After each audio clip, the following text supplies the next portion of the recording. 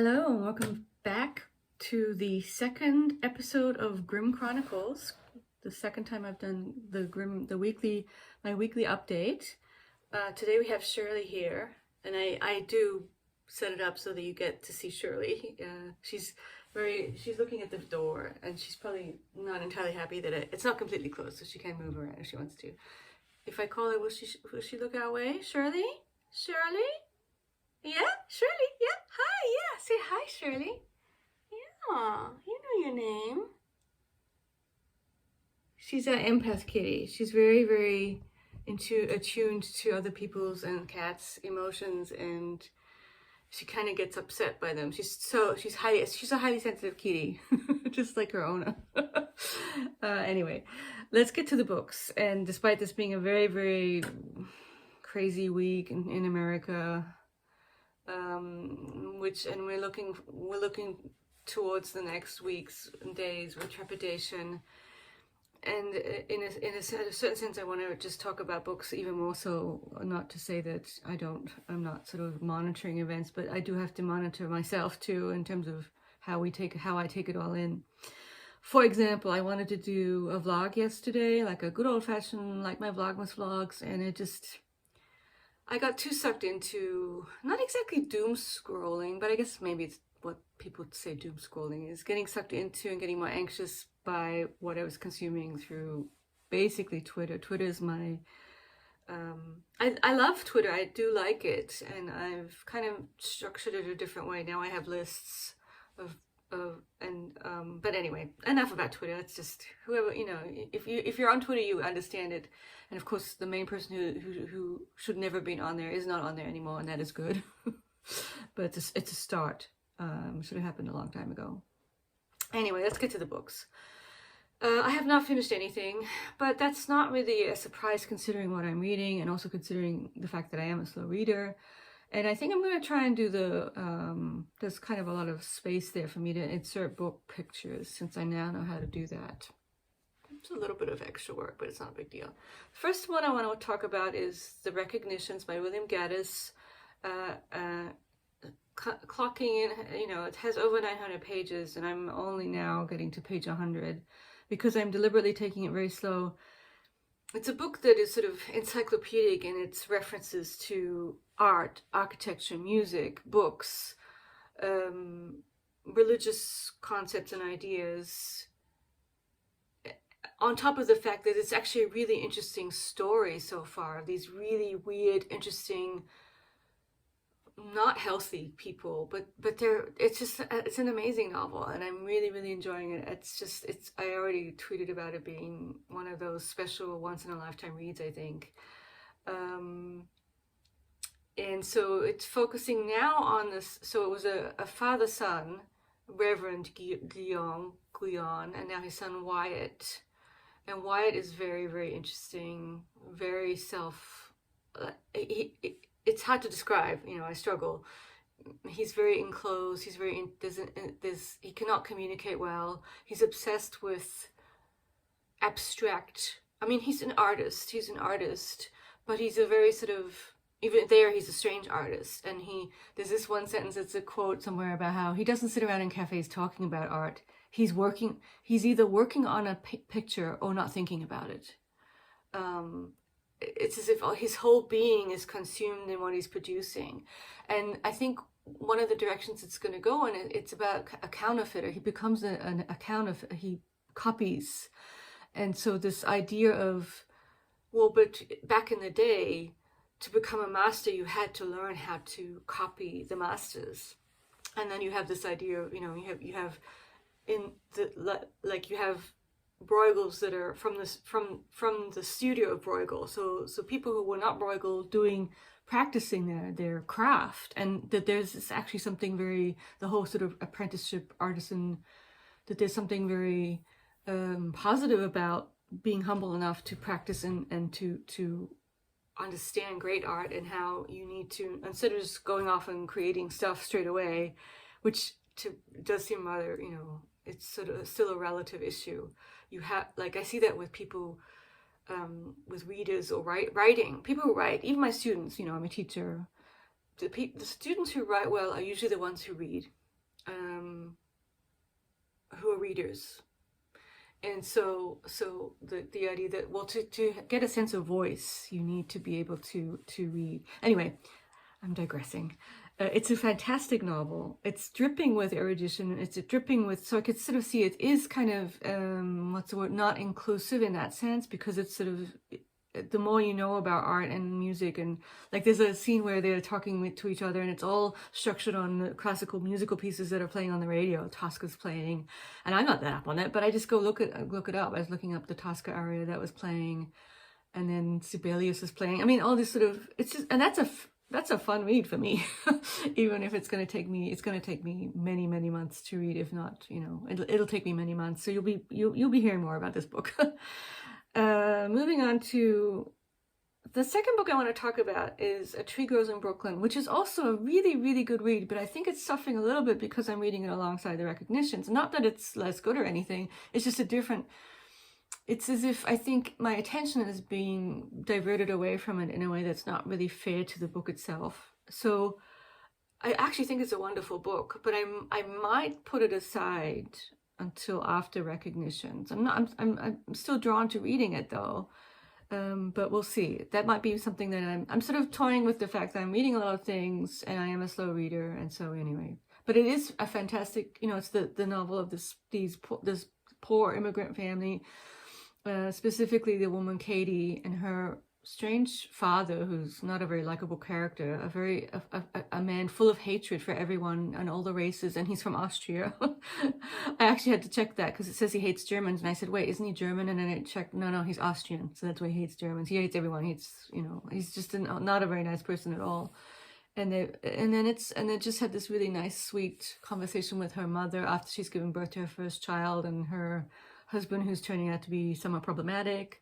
It's a fantastic book, but I'm wondering if I should put it aside and sort of have it as a main read all of in its own. I'm sort of kind of creating this solar system of reads, and Recognitions is the sun or whatever, or the earth.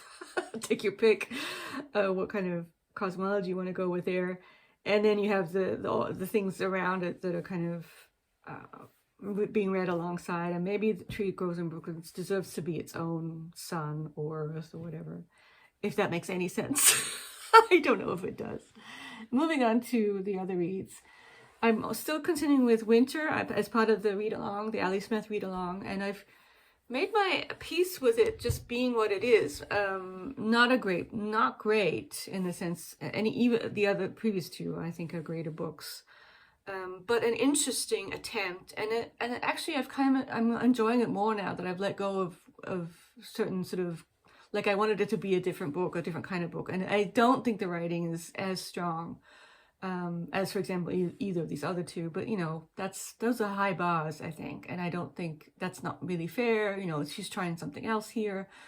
So I like Winter. I mean, I don't like the characters necessarily, but it's interesting. And so one sort of plot point about it is that this one woman who I think is having a psychotic break for whatever reasons, she's being followed around by an actual head. A floating head is following her around, and so she has this relationship to this, you know, hallucination, so to speak.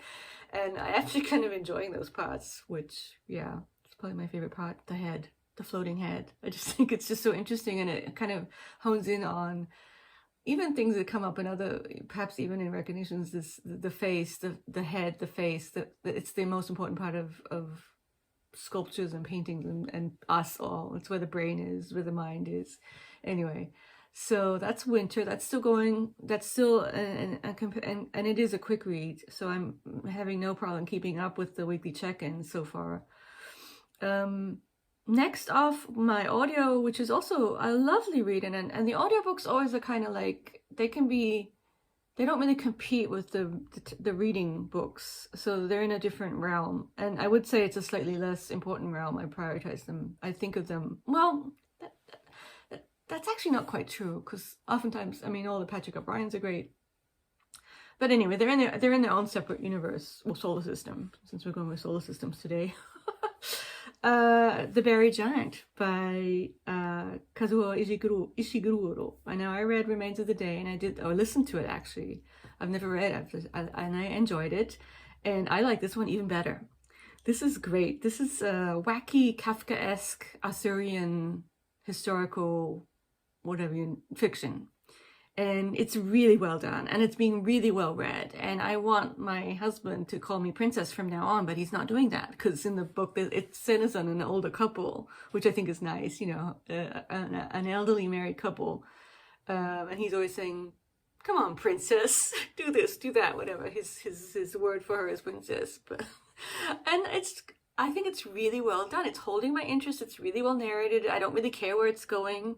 It's going somewhere. Gawain is there, and they're talking about dragons, so it has the kind of all the elements of the Arthurian, and it's Kafkaesque in the sense that things sort of twist and turn and are never explained in great detail. It's everything's an aura of mystery, and one of the most interesting aspects is this idea of something is playing with people's memories so that they don't remember. They forget things, or they don't remember, or they don't even remember what they've forgotten. I mean, it's an interesting sort of theme or motif, is the forgetfulness of people in this world.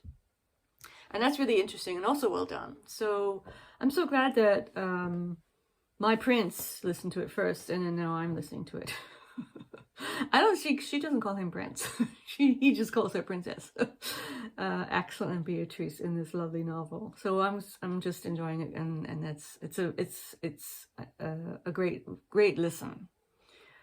So that's almost all of it. And the last one that I did he's just an author that I like a lot, I think, even though this is only my second one, and it's on the Kindle. Stewart Onan, and I read Emily Alone. And I really enjoyed it. I just think he's a great writer in a kind of middle brow, focusing on normal people's inside thoughts and feelings and reactions and emotions. And I actually really liked Emily, even though it seems like a lot of people around her don't like her because they think she's, I don't know, judgmental or something. But I like being in her mind and how she sees the world. And so now I started on the Kindle, and I'll probably just get the whole thing. Wish You Were Here, the first one in the Emily Maxwell there's a set of books. The last one is Henry, the one about the husband who for this one, and also Emily Alone, has passed away. So in this one, he's just passed away, and it's focusing on Emily and her family coming together for the last time, I think, in the summer cottage at Lake Chautauqua. And so it's really very sort of, these are just, it's everyday normal stuff, but told in a really compelling way, for me at least. I could see that a lot of people think it's boring. And there was even like a Goodreads comment of someone saying, that's not like something, because we've been introduced to the mind of the son, her son, Ken, I think his name is Ken. And someone said on Goodreads, that doesn't ring true for me, the way that the fact that he thinks he's I don't know if he was less or more annoyed with his father when he was younger. And she sort of didn't, it seemed to not make sense to her that his reactions would be that way. But to me, it made complete sense. So it's interesting how different we react to things.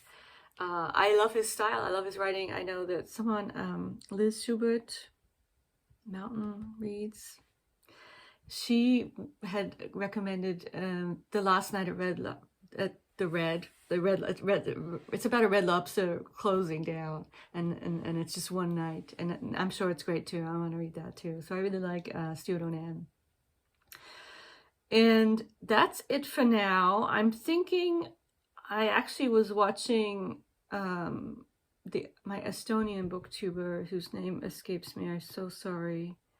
She just tagged me in this tag, the New York Times tag. I apologize for not. The name's not coming to me. Let me see if I can look it up quickly without music starting, because I'm yeah, let's see if we can do this. What is her name? Going down my subscriptions. Heidi's Bookish Adventures.